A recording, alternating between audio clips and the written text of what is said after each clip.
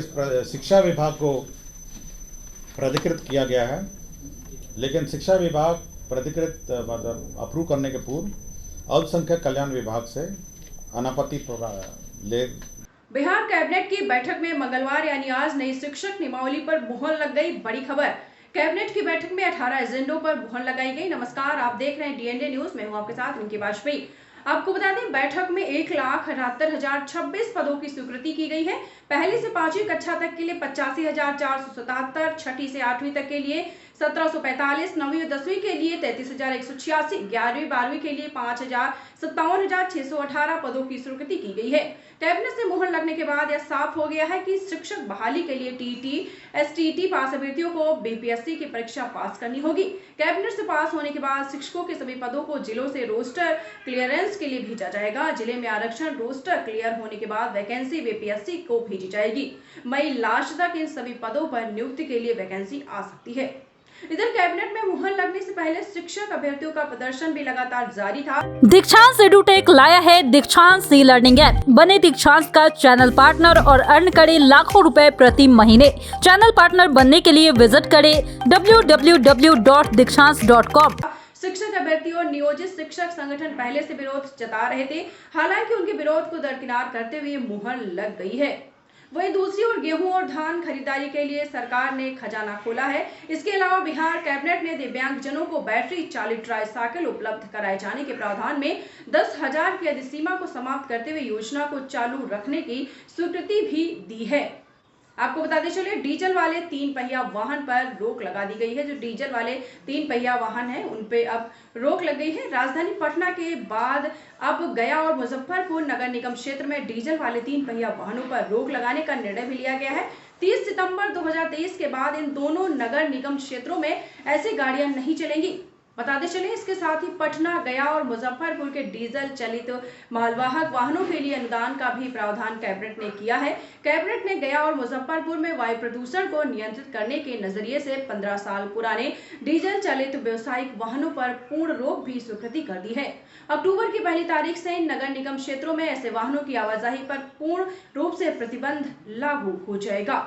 बिहार राज्य विद्यालय अध्यापक नियुक्ति स्थानांतरण अनुशासनिक कार्रवाई सेवा शर्त नियमावली 2023, आपको याद होगा कि कुछ दिन पहले मंत्रिपरिषद ने इसकी स्वीकृति दी गई और अब इसके अंतर्गत पदों के सृजन हुए, जैसे मूल कोटि के 40,185 पद जो मरणशील हो गए थे, एवं विशेष शिक्षक के लिए पंचायत प्रारंभिक शिक्षक, नगर शिक्षक के क्रम से मूल कोटि के स्नातक कोटि के 5,534 एवं 1,745 सभी पदों को प्रत्यार्पित करते हुए अब 1 से 5 तक के जो पद हैं वो 85,477 और 6 से 8 1,745 पद। तो ये आप समझ सकते हैं कि कुल जो पद सृजित हुए हैं वो 85,477 जो 1 से 5 के लिए और 6 से 8 के लिए 1,745 पद का सृजन हुआ है। साथ ही साथ इसमें यह भी निर्णय हुआ है कि ये जो परीक्षा है वो बिहार प्रशासनिक बीपीएससी द्वारा परीक्षा ली जाएगी। यह भी निर्णय मंत्रिपरिषद ने लिया है और साथ ही साथ इसका जो वेतनमान है उसका भी निर्धारण किया है। वेतनमान में जो प्राथमिक विद्यालय मूल कोटि का जो अध्यापक का मूल पद है वो 25,000 होगा और जो स्नातक कोटि के विद्यालय अध्यापक का मूल वेतन है 28,000 होगा। तो इस पूरे पद का जो सृजन हुआ है इसमें कुल व्यय होगा 4,629 करोड़ 4,629 करोड़ अनुमानित 46,29,23,07,120 रुपए का व्यय होगा। तो ये मंत्रिपरिषद ने जो टीचर्स का जो पद सृजन है आपका 1 से 5 और साथ ही साथ आपका 6 से 8 का पद सृजन, साथ ही साथ उसका मूल कोटि का वेतन निर्धारण और साथ ही साथ इसका जो नियुक्ति की प्रक्रिया है उसका भी निर्णय मंत्रिपरिषद ने आज लिया है। इसके साथ ही साथ जो बिहार राज्य विद्यालय अध्यापक नियुक्ति स्थानांतरण अनुशासनिक कार्रवाई सेवा शर्त नियमावली 2023 है, इसमें जो 11 से 12 और 9 वह भी हो गया। 11 से 12 जो विद्यालय के अध्यापक हैं उनको 32,000 मूल पे होगा और 9 से 10 का है 31,000 मूल पे होगा। जो 11 से 12 है 32,000 उसका मूल पे होगा, मूल पे, और 9 से 10 है उसका मूल पे होगा 31 मूल वेतन के अलावा मैं बता देता हूँ, मूल वेतन के अलावा आपका 42% DA होता है, ठीक है, 8% HRA होता है, हाउस रेंट अलाउंस, फिर CTA अलाउंस होता है 1,500 के आसपास प्लस DA, मेडिकल होता है आपका 1,000, इसके अलावा आपका पेंशन कंट्रीब्यूशन होता है, पेंशन में जो कंट्रीब्यूशन है सरकार देती है वो भी सरकार देती है, और उसके बाद ग्रॉस सैलरीज का निकाला जाता है। तो DA, HRA, CTA जो सरकारी ना आम जो नॉर्मल हमारे सरकारी कर्मचारी या पदाधिकारी का जो व्यवस्था है वही रहेगा। सीधा ट्रेजरी से राज्य के कोष से सीधा वेतन मिलेगा, और जो पेंशन की जो नियमावली है और पेंशन का जो व्यवस्था न्यू पेंशन स्कीम में है वही पेंशन इन पर भी लागू होगी। तो यह एक महत्वपूर्ण निर्णय है जो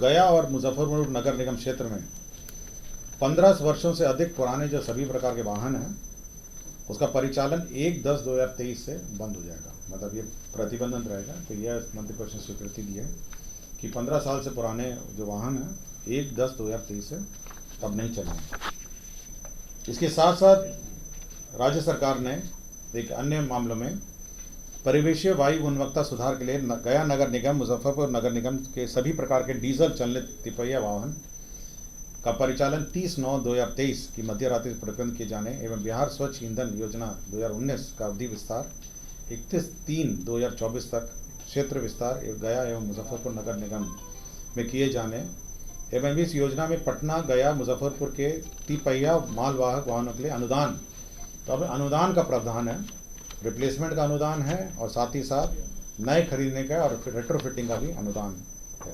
कितना अनुदान मिल रहा है? डीजल चलित अथवा पेट्रोल चलित तिपहिया मालवाहक वाहन का नए CNG चलित तिपहिया मालवाहक के प्रतिस्थापन पर 40,000 रुपये मिलेगा। डीजल चलित अथवा पेट्रोल चलित तिपहिया वाहन मालवाहन का नए बैटरी चलित तिपहिया मालवाहन के प्रतिस्थापन पर 25,000 मिलेगा। पेट्रोल चलित तिपहिया वाहन में CNG किट लगाने रेट्रोफिटिंग पर 20,000 मिलेगा। तो 3 है, एक 40,000 है, 25,000 है और 20,000। शिक्षा विभाग का एक अन्य मामला था जिसमें अल्पसंख्यक शैक्षणिक संस्थाओं में दर्जा देने का यह व्यवस्था की गई है। जो अल्पसंख्यक शैक्षणिक संस्था है इसके लिए शिक्षा विभाग को प्राधिकृत किया गया है, लेकिन शिक्षा विभाग प्राधिकृत मतलब अप्रूव करने के पूर्व अल्पसंख्यक कल्याण विभाग से अनापत्ति संचिका में लेते हुए यह अनुमानियता निर्गत करेगी। तो यह एक महत्वपूर्ण निर्णय है। डिटेल में बता दीजिए सर। देखिए, अल्पसंख्यक शैक्षणिक संस्थाओं का दर्जा कुछ संस्थाओं को मिलता है, इसके लिए नियमावली अलग है। आपको जानकारी होगा कि इसके लिए अलग से नियमावली भारत सरकार की भी है, और ये national commission for minority education institution act 2004 का एक एक्ट है, the national commission for minority education institution act 2004। नहीं, कोई अप्लाई करेगा कि हम अल्पसंख्यक संस्था हैं, हम लोग हाई स्कूल चलाना चाहते हैं, हमको अल्पसंख्यक संस्था का श्रेणी का दर्जा दिया जाए, अल्पसंख्यकों के विशेष के लिए है, तो उसमें ये प्रावधान है। ये एक्ट जो एक्ट मैंने आपको बताया, ये 2004 का एक्ट है, the national commission for minority education institution act 2004। इसमें एक अप्रोप्रिएट अथॉरिटी किसी को निर्धारित करना था जो ये अप्रूवल देगा। तो राज्य सरकार ने निर्णय लिया है कि शिक्षा विभाग इसका नोडल डिपार्टमेंट होगा, और जब भी देगा तो अल्पसंख्यक जो डिपार्टमेंट है, अल्पसंख्यक जो डिपार्टमेंट है, विभाग है, उससे अप्रूवल लेने के बाद देगा। अभी तक का नहीं इसका प्रावधान पहले कुछ था क्या? पहले ये बहुत ही पुराने एक नियम से चलता था। आई थिंक मेरे ख्याल से 1969 या किसी का कोई नियम से चलता था। तो अब ये जो लेटेस्ट एक्ट के आधार पर ये दिया जाएगा। पहले बहुत पुराना एक नियम था, इसके आधार पर दिया जाता था। अब ये नए नियम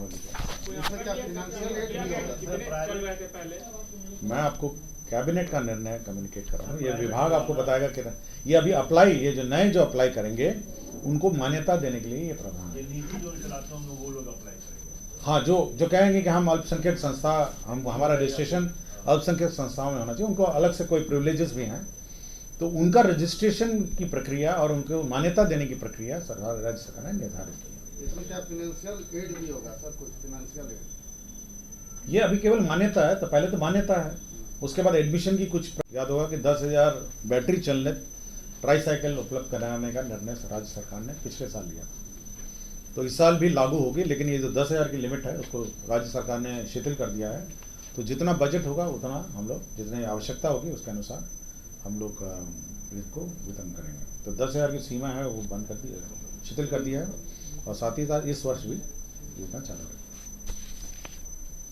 भारत सरकार की एक योजना है, महिला एवं बाल विकास मंत्रालय भारत सरकार वित्तीय वर्ष 2022-23 एवं 25-26 तक मिशन शक्ति योजना को स्वीकृत किया है। इसमें 59,80,52,417 रुपये है। तो बेसिकली इसमें जो भारत सरकार ने विभिन्न योजनाएं थी, उनकी मल्टीपल छोटी छोटी योजनाएं थी, उसको कंबाइन करके उसको मिशन शक्ति योजना करके उन्होंने नाम दिया है। और 59,80,52,417 का इसमें योजना होगा। इसमें भारत सरकार का अंश होगा 50,65,63,93,297, और बिहार सरकार का इसमें राज्य अंश होगा 9,14,59,6120। ये एक महत्वपूर्ण योजना है भारत सरकार की। दीक्षांत एडुटेक लाया है दीक्षांत डिजिटल क्लास। दीक्षांत डिजिटल क्लास का उपयोग कर छात्र बना सकते हैं पढ़ाई को बेहद आसान और मजेदार। दीक्षांत डिजिटल क्लास को स्कूल में बैठकर देखना है तो पेन ड्राइव और स्मार्ट टीवी बनेगा सही माध्यम। चलिए अब ये भी जानते हैं कि दीक्षांत डिजिटल क्लास का फी स्ट्रक्चर क्या होगा।